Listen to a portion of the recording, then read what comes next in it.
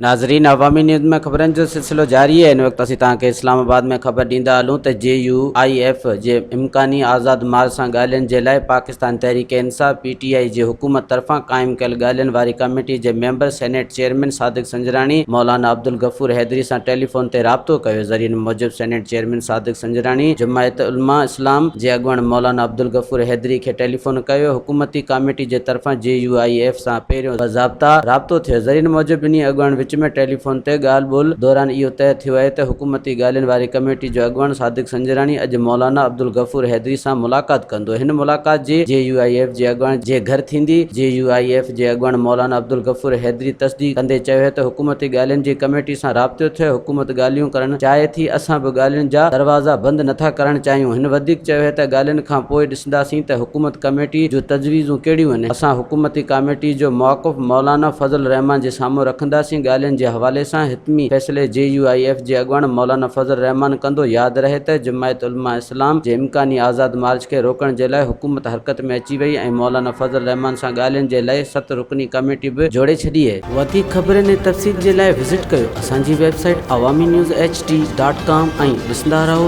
Awami news HD।